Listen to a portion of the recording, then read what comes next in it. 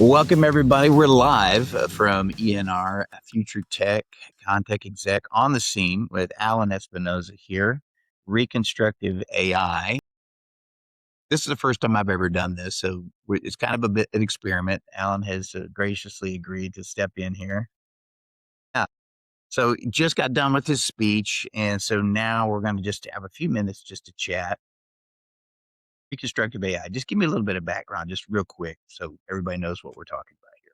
So reconstructive AI, we're aiming to help businesses who want to implement AI or any other point solution map their own broken workflows first. Because you can't really fix what you don't know is broken. That was the whole premise of the talk. And so that's kind of what I'm doing is providing consulting services that then lead into implementation services. We can actually go in and put some new tools, whether they're AI or whether they're incumbent technology, into your organization and integrate them and automate them and do all the things that the tech is supposed to do Right. the right way. Yeah, a lot of people spend a lot of money on what you call incumbent technology, Oh yeah. and it's a real hurdle for them to just say, I spent all this money, now I can't use it, right? And then so you step in and say, well, it's not that you can't use it, it's just that you're not using it properly. And that's it's something that I learned in depth while I was in the field. So when I was in construction, we were trying really hard, desperately to get BIM 360 implemented. But everyone around me was like, no, we don't want to have to learn a new tool. And so you're spending all this money for like the five guys that really want to use it. Yeah. The IT department sees the usage metrics and they're cringing because why isn't this working? Why aren't more people using it? Things like that. Yeah. You run into that hiccup, man, it's tough. It's tough to get over that hurdle. So there is an issue about this. We keep talking about this a lot, not only from you, but from other folks that have been on the podcast and yes. And they're talking about, we've tried this before. We've been down this road.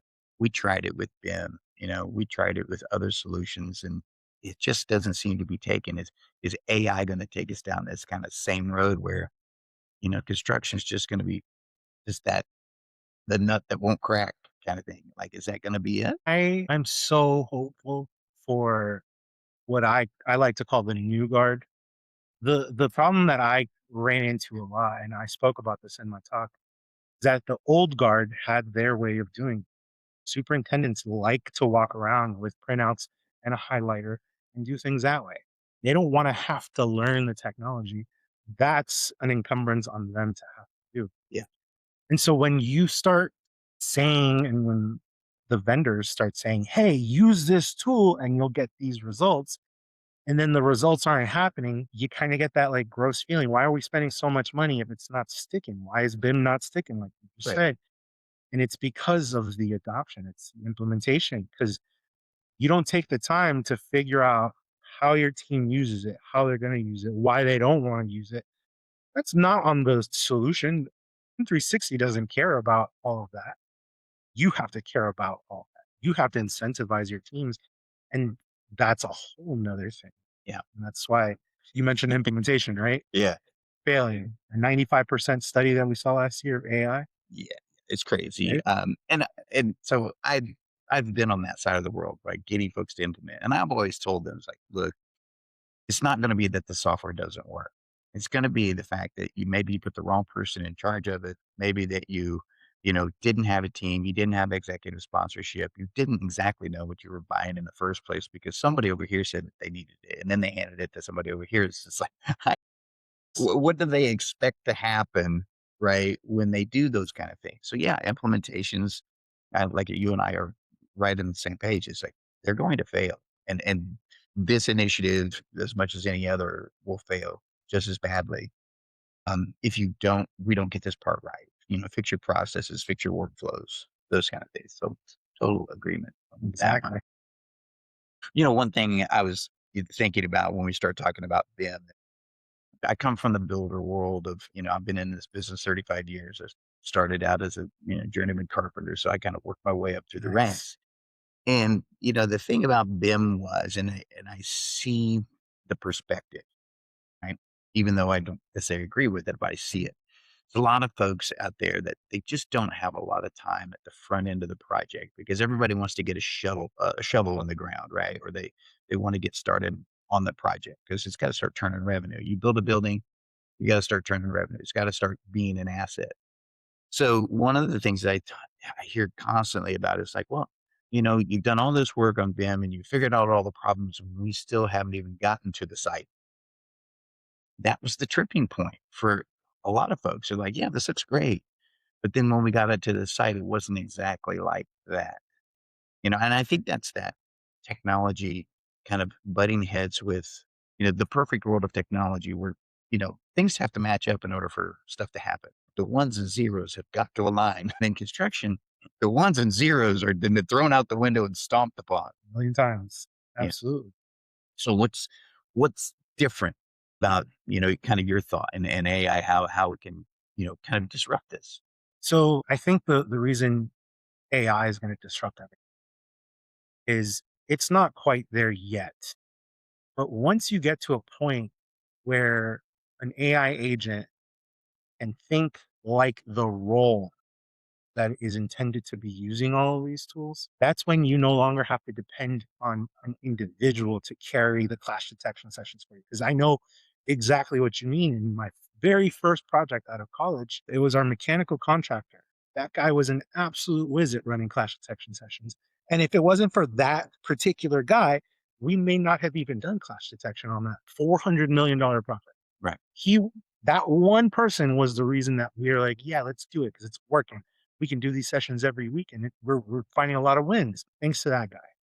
And then thanks to that guy who was able to find people like me and other BIM managers from all the other subs that would participate in this, Yeah.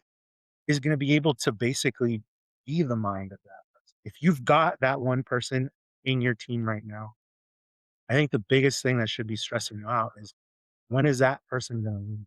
When is that person going to Yeah. get Yeah. tired of construction? Well, yeah, loss of Right? institutional knowledge is the biggest thing we're Exactly. facing right now. Absolutely, especially with the aging workforce, not enough people to kind of backfill those jobs.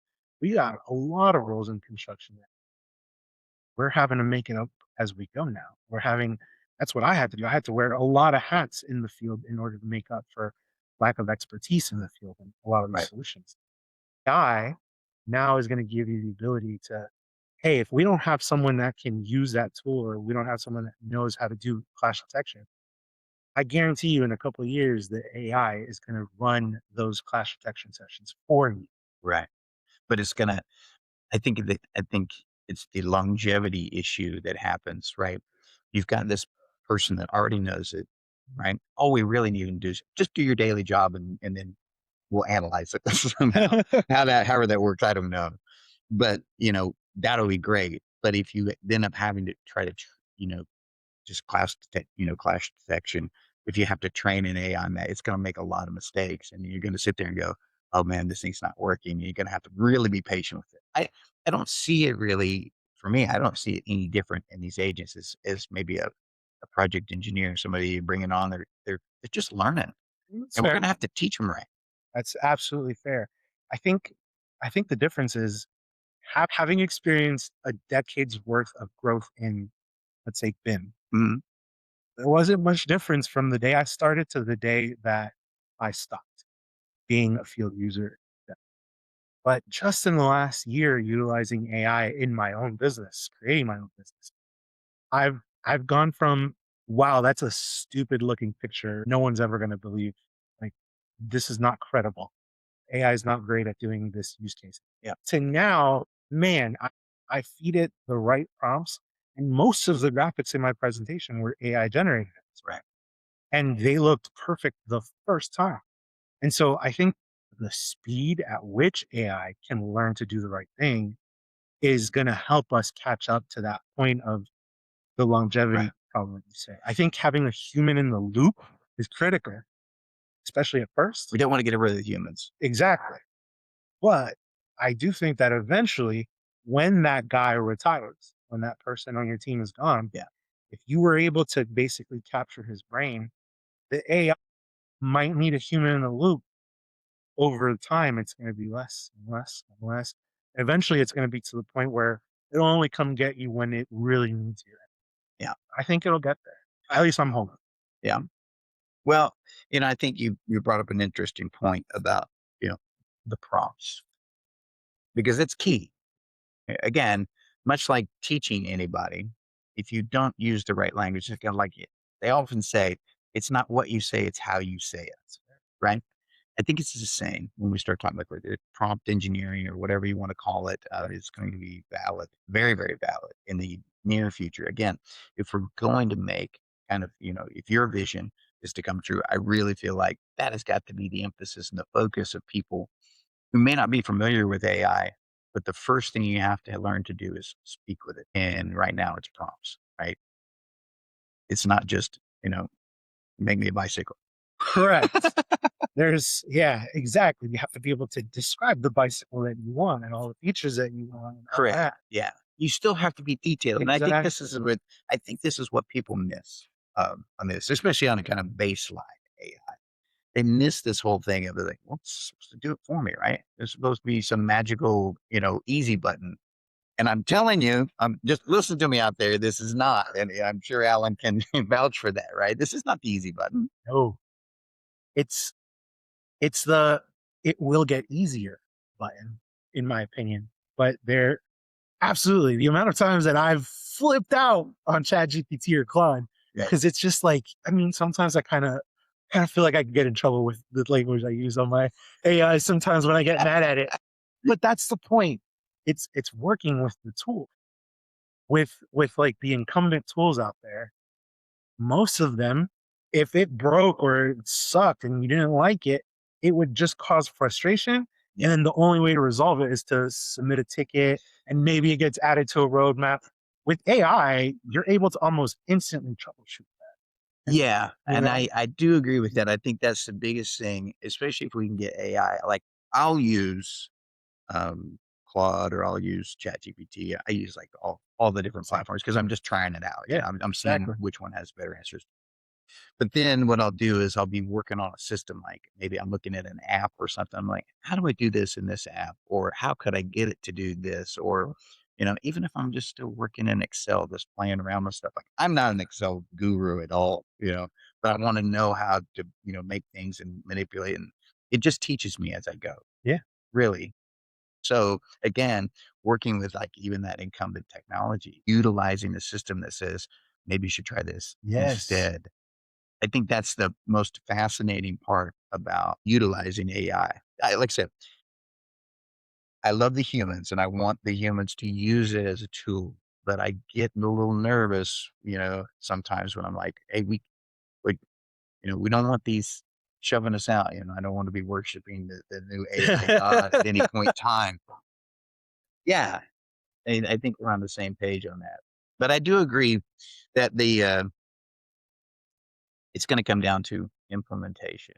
Now, I want to know, give me some of your good stories here. I know you got some good stories here about, you know, challenges with that Oh, man. implementation.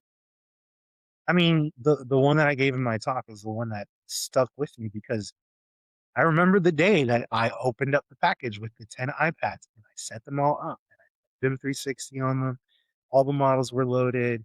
All the PDFs were in Bluebeam sessions. Like everything was like day of. I handed them out, showed my guys how to use it, and like by the end of the week, I'm like, "Hey guys, how's it going?" I left it in my desk. Oh, I'm not the Candy Crush story that I told out. It's true. Literally, I was walking the site. I see my superintendent sitting in his golf cart with his new iPad playing Candy Crush on it. I'm like, you've got to be kidding me. But that's just human nature, you know? At Universal later in my career, same thing when we were trying to implement BIM 360 at the time. Most people, do we have to use this? Isn't BIM just like for Revit? We don't need that. We're in AutoCAD. We don't need BIM 360. When I sat down with them one on one and I didn't make it a this is what we're using top down kind of directive. And instead it was like a hey, let me show you what it does and how it can benefit you, a Right, show set lighting person right, or the animated figures person or the ride systems guy. right. These are people who they probably never even heard of BIM Yeah, until they had to figure out how. interface with the facility itself. But when I sat down and I showed them, hey, if you use BIM 360, you can see your models on top of facility models, and you can click this here, see where they clash. You can see these updates. You can see all the PDFs, all latest and greatest in one place. Like literally, they would drop their mouths when they Right. They have a started seeing moment. the benefit. Yeah. It's just, it's what you said earlier. It takes the time to do that. Yeah. I have this conversation quite often, not only about, adding new tools to the day for some of these folks, because they often say to me, if you're a superintendent or field foreman, whoever's using the tool, or even a project manager, uh, they've got a task list that's, you know, 20, 25 deep, just for the day, and they're having trouble getting to it all. And I just know these folks because I come from that world, right? And I come from that world of it didn't immediately work, or I maybe didn't do my due diligence on it. I'm not going to blame them, but I'm going to blame them, right? I'm going to say, hey, look, if you're going to want to, you're going to have to engage with the product to make it kind of go. Yeah. And a lot of times it's like, I just don't have time. I get that. That's the biggest hurdle I think we all overcome. I think in this business is we're talking to people that are focused on the core of getting something built, right? And now you're introducing something else to kind of put Yeah, in their stack. exactly. That's the People hate biggest that. people hate that, and I think that's one of the biggest besides getting noticed in technology for construction, right? Besides people actually knowing that you exist, I think the second challenge is then saying, "Okay, you know I exist. Now guess what? Here's what you can do with it. I'd like you to go try it out." Yeah, exactly. Mm. That's something that luckily in my career, I found success in what I just mentioned. Connecting one on one, trying to really discover what that person cares about, what they really hate about it. Yeah. Because then I personally can figure out a way to reframe. I had an engineer who really didn't want to learn how to use Prologue because he was already using Nuforma, Mm, and now he had to use BIM 360 as well. That's what architect goes to school so that then they can sit around during CA services and have to learn a million different tools because that's how the industry is. We're yeah. working on the tools. And it's not the only industry that has this same problem, Of right? course, yeah, It's just they think it's just their industry. Why do I have to do this? I'm like, well, look, if you're in the mortgage business, you may have to learn, exactly. there's all these everybody that takes on a new job or a new task, they've got the lords from down high say, well, we've got to learn this now. This is the new thing. So put Exactly. this in the stack. And so, okay, so one of the ways that I never had to use this, but I wrote a thesis paper about the gamification of the blockchain. So gamification and You incentives. you lost me at gamification. Okay, so the McDonald's app, how you go to the reward section and there's always some coupon or you get enough points, you Sure. earn rewards for something. Behavior, human behavior is one way of getting people to do it. Okay? You want people to keep buying McDonald's, you give them points for it. You want people to keep using Duolingo, you do the little streak thing and you Yeah. give them a little yay, Oh, good job. I was learning Spanish, but yeah, I got frustrated with that thing coming up every time. I get that, but it worked on me because I'm on day 650 of Arabic. Good job. Hey, so it works. Yeah. Doesn't always work, but there's a company I met a few years ago. Well, it's called Whistle. Is it Whistle? I think it's Whistle. They're doing that. They're gamifying the usage of the tools on site. So if you're using Procore like they want you to Right. do, you get little rewards. Right. Everybody wants a little reward. Exactly. Yeah. And so maybe that works. The other thing is human psychology. The other thing you can do is a forcing function.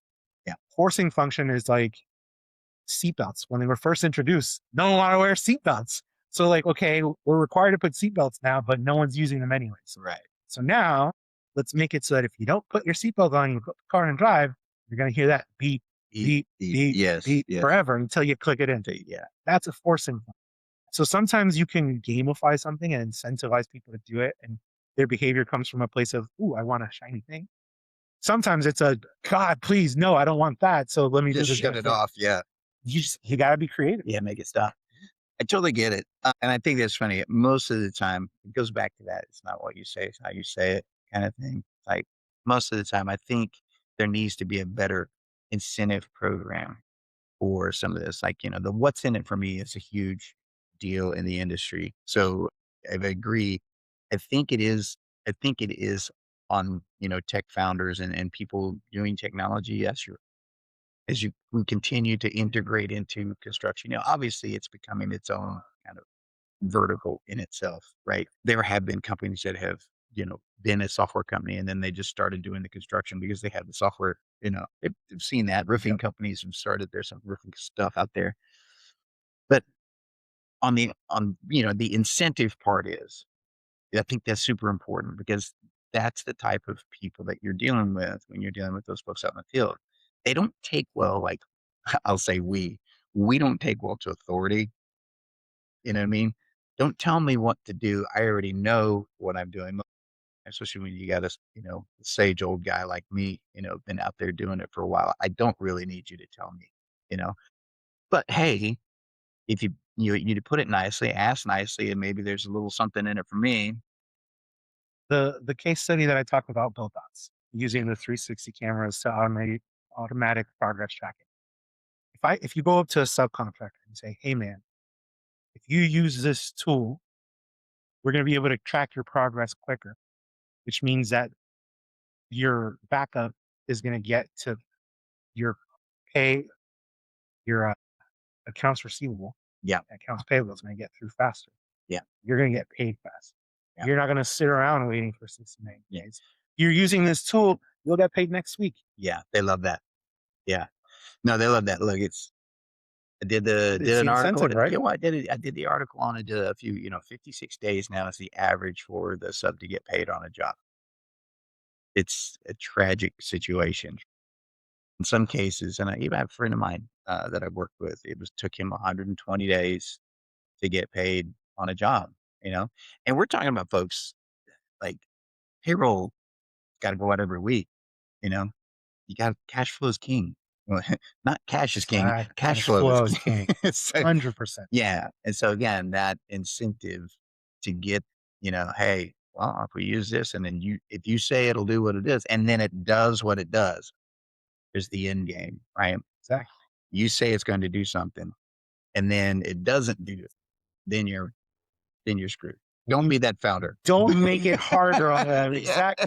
They already think you're going to make it harder on them. Yeah, If you actually make it hard on them, yeah, you're out of business.